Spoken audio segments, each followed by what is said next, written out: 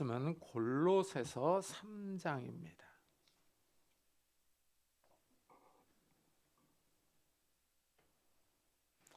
골로새서 3장 12절부터 17절까지 한 절씩 교독하겠습니다.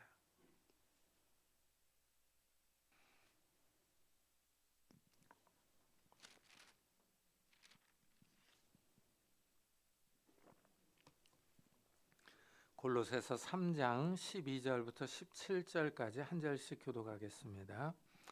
그러므로 너희는 하나님이 택하사 거룩하고 사랑받는 자처럼 궁율과 자비와 겸손과 온유와 오래 참음을 옷 입고 누가 누구에게 불만이 있거든 서로 용납하여 피차 용서하되 주께서 너희를 용서하신 것 같이 너희도 그리하고 이 모든 것 위에 사랑을 더하라. 이는 온전하게 매는 띠니라.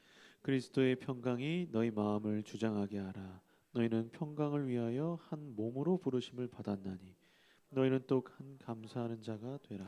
그리스도의 말씀이 너희 속에 풍성히 거하여 모든 지혜로 피차 가르치며 권면하고 시와 찬송과 신령한 노래를 부르며 감사하는 마음으로 하나님을 찬양하고 또 무엇을 하든지 말이나 일에나 다 주 예수의 이름으로 하고 그를 힘입어 하나님 아버지께 감사하라. 아멘. 오늘 말씀은 구원받은 자들이 해야 할 행동으로 시작을 합니다. 12절에 그러므로 너희는 하나님이 택하사 거룩하고 사랑받는 자처럼 궁율과 자비와 겸손과 온유와 오래 참음을 옷 입고 하고 말합니다. 이 구절에 따르면 성도들은 하나님이 선택하시고 사랑하시는 사람들입니다. 따라서 오늘 말씀은 하나님께 선택받은 사람들, 구원받은 사람들이 실천해야 할 다양한 덕목들을 말하고 있습니다. 그런데 마치 옷을 입듯이 이런 덕목들을 입으라 하고 말을 해요. 이 앞에서는 땅에 있는 정욕을 벗어버리라 라고 말을 했거든요. 그래서 이 옷을 벗듯이 벗어버려야 할 이 것들이 있다라는 거예요. 음란, 부정, 사욕, 악한 정욕, 탐심, 분함, 노여움, 악의, 비방, 부끄러운 말, 거짓 이런 것들을 벗어버리라 그랬어요. 그러더니 이제는 입으라 라고 얘기를 합니다. 궁율, 자비, 겸손, 온유, 오래 참음을 입으라 하고 말을 하고 있어요. 참 이 말씀을 그냥 이렇게 가만히 들여다보면 성도들이 이 말씀대로 살아가기가 힘듭니다. 하나님이 성도들에게 자비하고 겸손하고 온유하고 오래 참으라고 하기 때문입니다. 다른 사람을 궁휼히 여기라고 하십니다.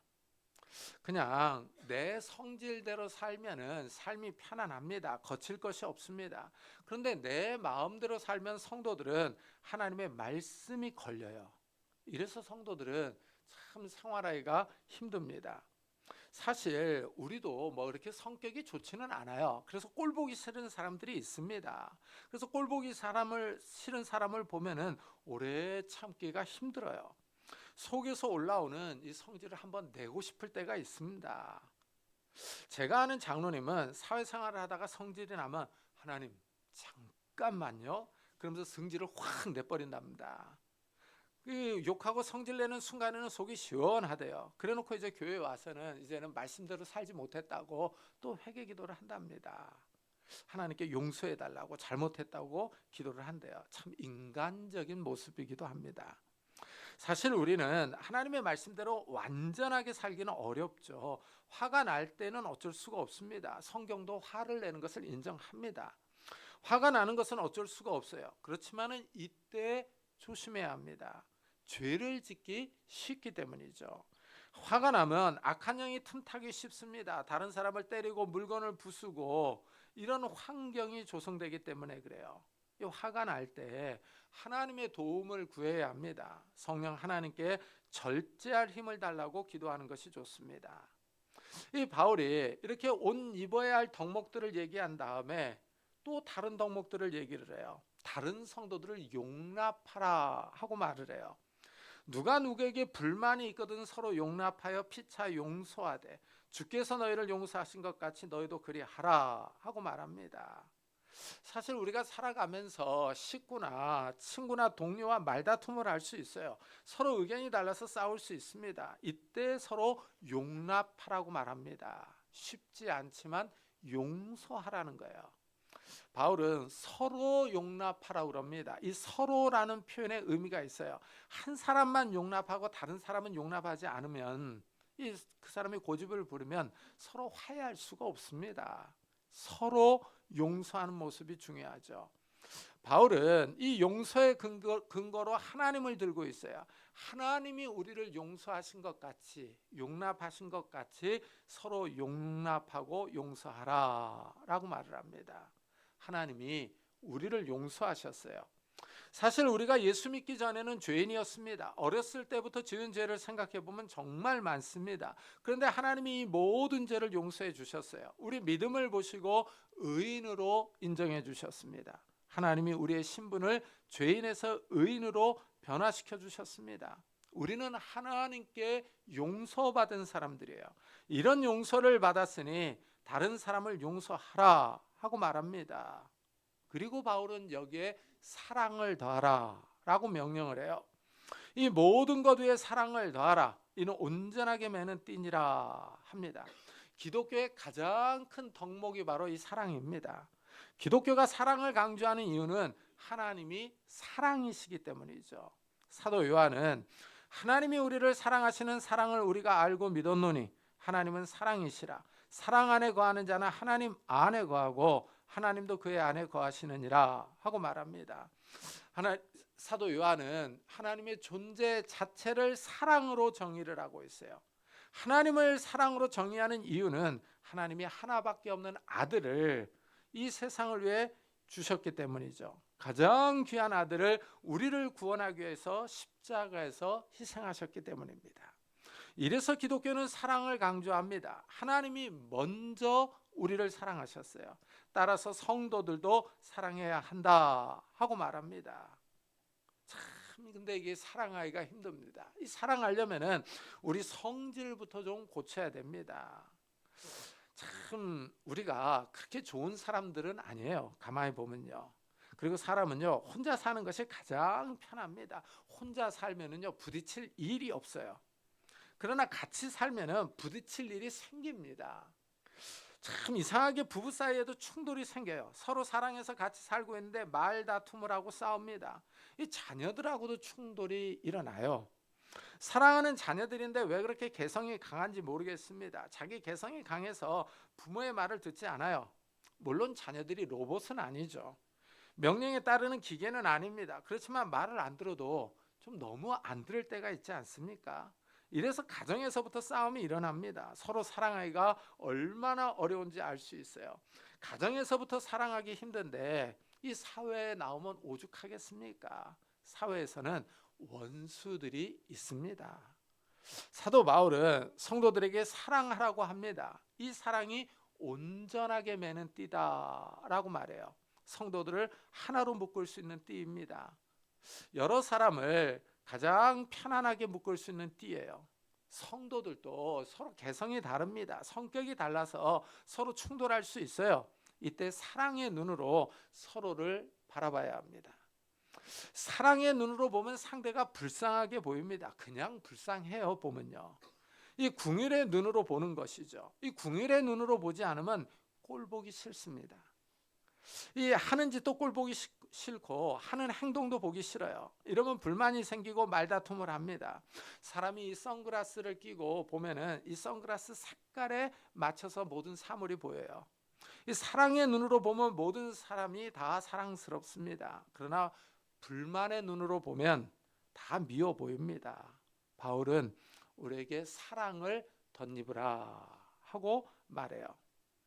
이 바울이 이렇게 사랑을 말한 후에 평강과 감사도 말을 해요. 그래서 15절에 보면은 그리스도의 평강이 너희 마음을 주장하게 하라. 너희는 평강을 위하여 한 몸으로 부르심을 받았나니 너희는 또한 감사하는 자가 되라 합니다. 여기 보니까 이 그리스도의 평강이 너희 마음을 주장하게 하라 그래요. 이 주장하게 하라라는 말은 지배하게 하라 이런 뜻이죠. 그러니까 이 그리스도의 평강이 우리 마음을 지배해야 된다는 거죠. 세상의 평강, 평화가 아니라 그리스도께서 주시는 평화입니다. 이 평강은 샬롬이죠. 이 평화, 안녕이라는 뜻입니다. 이 평강을 깨트리는 것은 불안, 긴장이죠. 이 불안증을 앓는 사람들이 있어요. 이런 사람들은 모든 것이 불안합니다. 염려와 걱정, 근심이 많아요. 길을 가다가도 괜히 사고 날 것 같습니다. 외출할 때도 가스불을 끄지 않은 것 같습니다. 차를 타고 갈 때도 괜히 사고 나지는 않을까 하는 걱정이 밀려옵니다. 이상하게 불안과 걱정이 생겨요.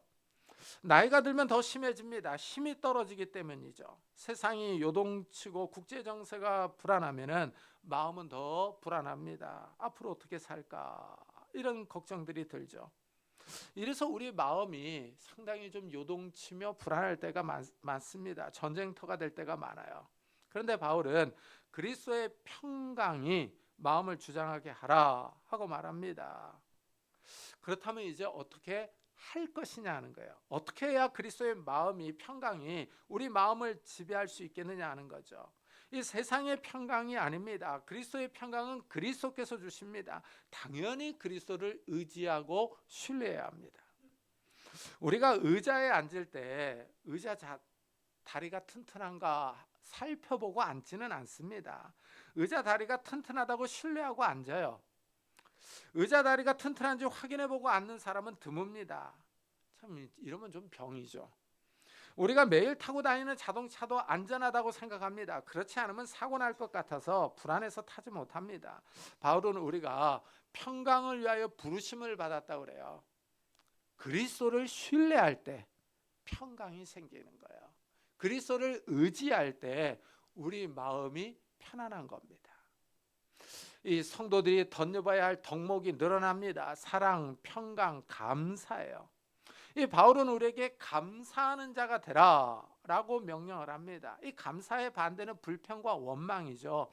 의외로 많은 사람이 자기 삶에 대한 감사보다는 불평과 원망이 많습니다. 자신의 삶을 불만족스럽게 생각합니다.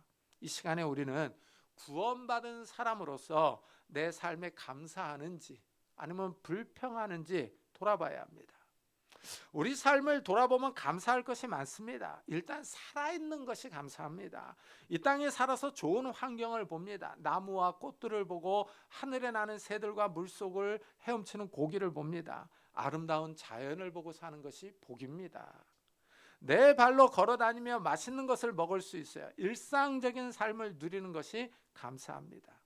이 나라는 생명이 존재하는 것이 감사하죠. 이 땅에 태어나서 삶을 사는 것이 행복합니다. 장미에 가시가 있듯이 비록 이 땅의 삶이 힘들고 버겁지만 그래도 살아있는 것이 감사한 일이에요. 이 세상에 내가 존재합니다. 이 아름다운 세상에 내가 없으면 이 아름다운 세상은 나에게 아무런 의미가 없습니다. 무엇보다도 성도들은 구원받은 것을 감사해야 합니다. 내가 예수 그리스도를 알고 예수를 믿는 것이 행복합니다. 예수를 알지 못했더라면 여전히 죄 가운데 어둠 가운데 있어야 합니다. 죄를 먹고 마실 겁니다. 육체의 정욕을 따라 살며 세상 쾌락을 즐거워할 겁니다. 영원한 저주와 심판을 받아 마땅한 존재들이었어요.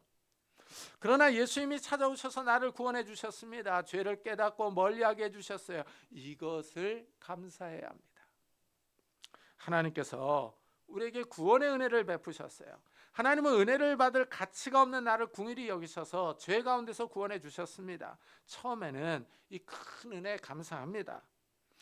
그런데 어느 순간부터 감사하는 마음이 차츰 사라집니다. 그리고 자꾸 하나님께 달라고만 합니다. 하나님께 요구하는 것이 많아져요.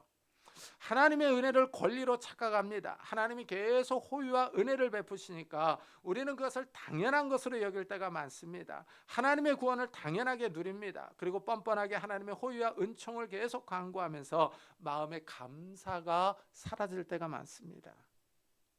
사람들은 평소에 감사하지 않다가 소중한 것을 잃어버렸을 때 그것의 가치를 재발견하고 그리워합니다. 평소에 잘할 걸 하는 후회를 하기도 합니다.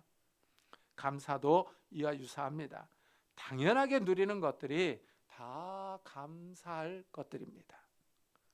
하나님은 우리에게 감사하는 자가 되라 하십니다. 감사하면 불평이 사라집니다. 감사하면 원망이 사라집니다. 그런데 사람의 마음이 참 이상합니다. 처음에는 감사하다가도 점점 감사하는 마음이 사라집니다. 감사가 엷어집니다. 사람들은 삶이 어렵고 어려우면 이 원망하고 불평합니다. 핑계를 대고 누군가에게 책임을 전가합니다. 사람들이 약합니다. 그렇다면 이렇게 상황이 나빠지고 어려울 때 구원받은 우리는 어떻게 감사하는 자가 될 수 있겠습니까? 어려운 상황에서 불평하는 것이 아니라 감사할 수 있는 비결이 무엇이냐 하는 겁니다. 위에서 말했듯이 가장 먼저는 하나님의 구원을 기억하는 것입니다. 다음은 하나님의 말씀을 마음에 담아둬야 합니다. 16절에 그리스도의 말씀이 너희 속에 풍성히 거하여 모든 지혜로 피차 가르치며 권면하고 시와 찬송과 신령한 노래를 부르며 감사하는 마음으로 하나님을 찬양하고 라고 말합니다. 여기 보니까 이 하나님의 말씀이 우리 가운데 풍성히 거할 때 감사하는 마음이 생기는 거예요. 이러면 하나님께 찬양이 저절로 나오는 겁니다. 바울은 말씀이 우리 안에 머물러야 한다고 권면합니다. 말씀이 우리 안에 살아 있어야 돼요. 그것도 풍성하게 거주해야 합니다. 이럴 때 우리가 어떤 상황에 있든지 간에 불평과 원망을 버리고 하나님께 감사할 수 있습니다. 하나님의 말씀이 우리 안에 머무르게 하려면 하나님의 말씀을 읽고 묵상해야 합니다.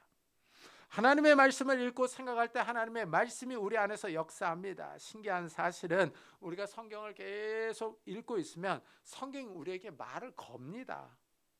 이 성경이 자꾸 뭔가 말하는 것을 느낄 수 있어요. 우리의 생각을 깨웁니다. 생각이 변하고 하나님의 능력과 성품을 자꾸 묵상하게 합니다. 성령께서 말씀을 사용하셔서 하나님의 뜻을 알려줍니다. 하나님의 말씀이 살아있어요. 성령께서 말씀을 통하여 우리를 통치합니다. 그래서 우리가 어려운 상황에 있게 되면 우리에게 딱 맞는 말씀을 주세요. 이런 경험을 하면 신기합니다. 하나님이 어떻게 내 상황을 잘 아시고 이런 말씀을 주시는지 신비롭습니다. 하나님이 나의 모든 상황을 다 보고 계시며 알고 계신다는 것을 확인할 수 있어요. 이렇게 하나님의 말씀이 우리 안에 있으면 감사하는 마음이 생깁니다. 어려운 상황에서 불평과 원망보다는 감사합니다. 그리고 어려워도 이상하게 마음에 여유가 있어요. 아무리 어려운 상황에 있어도 마음이 평온하고 긍정적입니다. 성령께서 우리 마음을 붙잡고 계시는 거예요. 근데 말씀을 기억하지 않으면은, 말씀이 우리 안에 풍성히 거하지 않으면요, 이 마음이 짧아져요. 마음이 짧아지면 여유가 없어집니다. 그리고 조급해지며 부정적으로 돼요. 이러면서 실수할 때가 많습니다. 말씀이 우리 안에 풍성하게 거하면 세상을 보는 눈이 달라집니다. 이 세상이 존재하는 것도, 이 땅에 생명이 있는 것도 신비롭습니다. 어떻게 계절들이 변하고 꽃이 피고 식물들이 자라나는지, 어떻게 비가 오고 눈이 오는지 이 세상이 아름답습니다. 하늘에 날아가는 새들도 예사롭게 보이지 않습니다. 새들이 하늘에서 균형을 잡고 높이 날아가는 것이 신기하기만 합니다. 말씀이 우리 안에 거하면 하나님이 이 세상을 창조하셨다는 사실이 믿어집니다. 하나님이 사람을 만드셨다는 사실에 감사합니다. 하나님이 나를 만드시고 나에게 생명을 주셨어요. 특별히 하나님이 나를 구원하셔서 영생을 주셨습니다. 예수 그리스도를 알게 하시고 하나님 나라로 나를 부르셨어요. 이 모든 것이 감사할 뿐입니다. 말씀이 내 안에 풍성히 거하면은 하나님의 구원이 생동감 있게 다가옵니다. 하나님 나라의 영광에 참여할 날을 기다립니다. 하나님의 영광이 기대됩니다. 하나님 나라의 영광을 사모하며 하나님 나라에서 누릴 영광을 바라봅니다. 구원의 소망이 확고하면 이 땅의 삶이 아무리 고단하고 어려워도 불평이 생기지 않습니다. 하늘의 영광이 나를 기다리고 있는데 왜 불평하고 원망하겠습니까?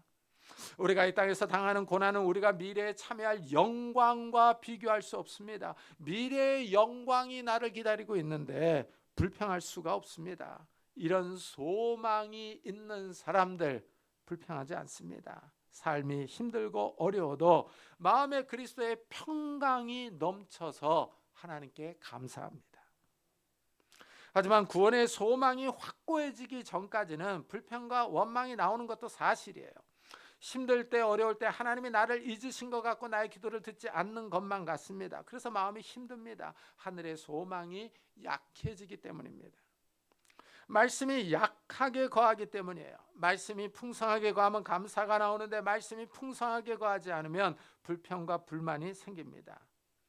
이 마음에 그리스도의 평강이 넘치는 사람들이요, 감사가 넘칩니다. 자연히 나옵니다.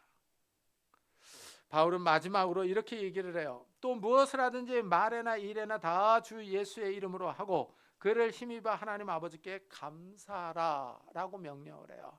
참 이 감사하라는 표현이 또 나오고 있어요. 이 짧은 본문 안에서 3번이나 나옵니다. 그러니까 옛사람을 버려버리고 새 사람을 입은 사람들, 우리가 옷 입어야 할 덕목들이 많은데 그런 덕목들로 가득 차면 감사가 넘치는 거예요. 그리스도의 평강이 우리의 마음을 지배하는 겁니다. 삶이 아무리 힘들고 어려워도, 우리 삶에 어려움이 닥쳐온다 할지라도 그리스도의 평강이 물밀듯이 밀려옵니다. 이러면 어려움과 싸워서 이기는 거예요. 극복하는 겁니다. 참 삶이 어려울 때 있죠. 힘들 때 있습니다. 그렇지만은 주님께서 우리에게 힘을 주시는 거예요. 평강을 주시고 은혜를 주셔서 그 어려움을 이겨나가게 하십니다. 이것이 은혜죠. 이런 은혜를 경험하는 사람들은 감사가 넘칩니다. 오늘 말씀에 그리스도의 평강이 우리 마음을 지배하도록 하라라고 말을 해요. 정말 그리스도의 평강이 우리 마음에 가득 차서 감사가 넘치는 성도님들이 되시기를 예수 그리스도의 이름으로 축복합니다. 기도하겠습니다. 우리 한번 들은 말씀을 생각하면서 우리의 삶이 어렵고 힘들지라도 감사하게 해달라고, 그리스도의 평강이 우리 마음을 지배하게 해달라고 우리 한번 같이 기도하고 예배 마치도록 하겠습니다. 하나님 아버지 감사합니다.